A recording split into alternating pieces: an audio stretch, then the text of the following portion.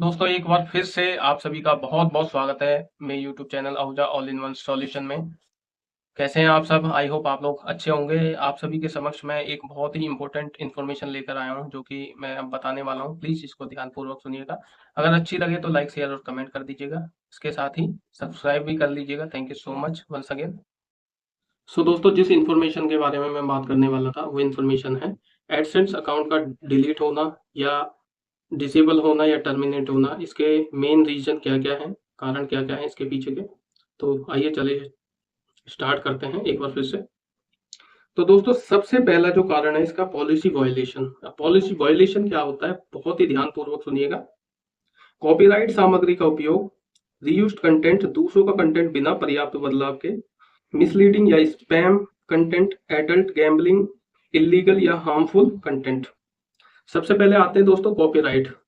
अब कॉपीराइट किन कंटेंट पे आते हैं? जैसे मान के चलिए आपने किसी क्रिएटर का कंटेंट ले लिया और उसी पे आप वीडियो बना रहे हो, और वीडियो बनाने के साथ साथ दोस्तों आप उसमें कोई भी मॉडिफिकेशन नहीं करते हो, उसको एज इट इज ही अपलोड कर देते हो। तो ये कॉपीराइट सामग्री का उपयोग कर रहे हो आप उसमें। कॉपीराइट का मतलब है कि किसी और का कंटेंट लेकर उसी को अपलोड कर देना। इस केस में कॉपीराइट आ सकता है, चाहे वो इमेजेस हो चाहे कुछ भी हो सकता है, किसी भी चीज से रिलेटेड हो सकता है। दूसरा, इसी में ये भी पॉलिसी वायलेशन में ही आएगा, रीयूज कंटेंट, दूसरों का कंटेंट बिना पर्याप्त बदलाव के। यानी कि कुछ लोग ऐसे होते हैं कि किसी दूसरे का कंटेंट लिया और उसी को थोड़ा बहुत मॉडिफाई करके, मतलब ऐसा लग ही नहीं रहा है कि ये आपका अपना कंटेंट है। उसी के बाद इसी में मिसलीडिंग या स्पैम कंटेंट। अब मिसलीडिंग या स्पैम कंटेंट कौन सा होता है दोस्तों? जैसे मान के चलिए आप जिस कंटेंट पे बना रहे हैं वो उस कंटेंट पे नहीं है वीडियो, और कुछ और आप उसमें बोले जा रहे हैं या फिर कुछ और दिखा रहे हैं, जो आपका टाइटल है, जो आपकी मेन वीडियो है, उससे रिलेटेड है ही नहीं उसमें कुछ भी। और दोस्तों पॉलिसी वायलेशन में एक ऑप्शन और है एडल्ट गैम्बलिंग, इलीगल या हार्मफुल कंटेंट। एडल्ट गैम्बलिंग, जो गैम्बलिंग वगैरह जुआ वगैरह खेलते हैं, वो चीज बिल्कुल भी ठीक नहीं है इसमें।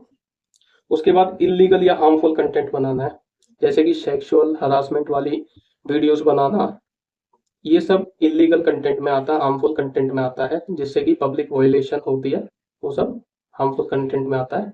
उसके बाद दोस्तों जो सेकंड ऑप्शन है वो है अकाउंट इन एक्टिविटी, यानी कि अकाउंट पे आप कुछ भी एक्टिविटी कर ही नहीं रहे।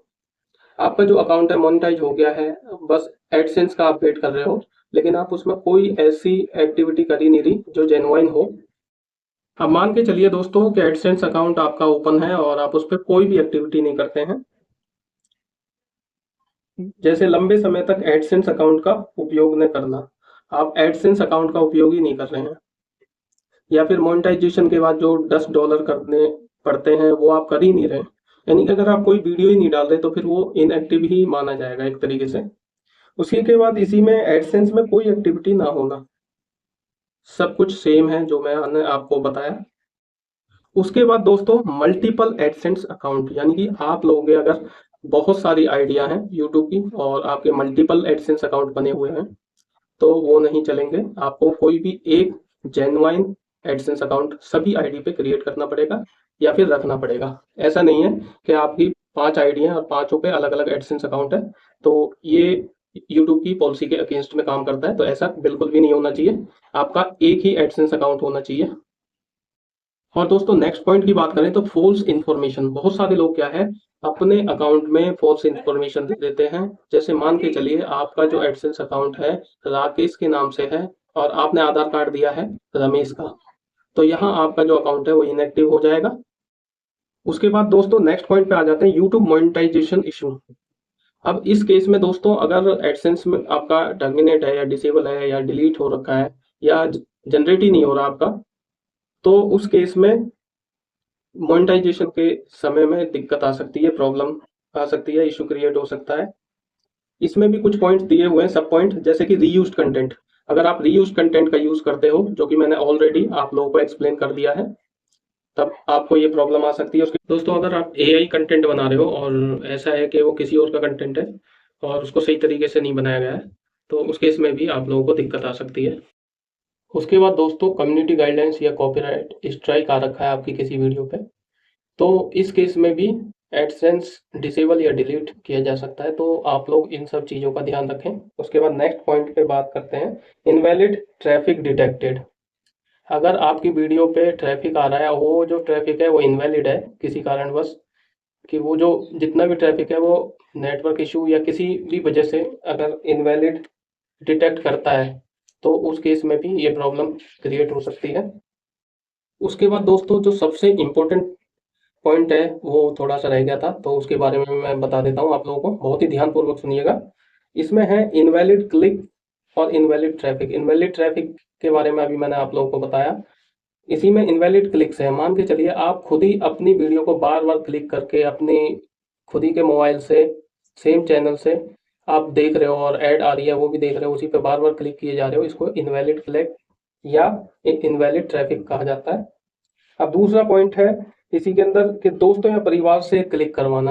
अब आपके दोस्त या परिवार हैं वो सब क्लिक कर रहे हैं बार बार उसी पे, अब वही वीडियो देखे जा रहे हैं, तो ऐसा भी नहीं करना है आपको।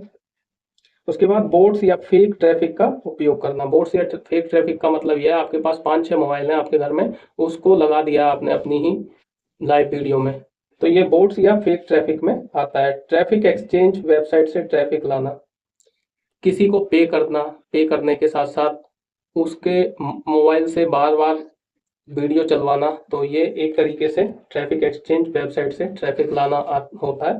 तो इस चीज़ को आई होप आप बहुत अच्छे से समझ गए होंगे।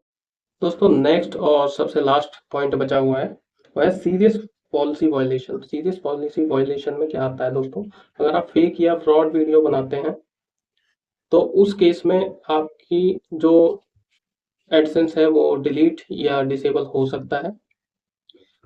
उसी के अंदर यूजर्स को एड्स पर क्लिक करने के लिए प्रेरित करना। कोई आपका दोस्त है उसको बोलना कि भाई मेरे वीडियो पे ऐड आएंगी और उस पर बार बार क्लिक करना है, आपको बार बार उसको चला के देखना है बार बार, तो ये चीज़ इसमें नहीं करनी है।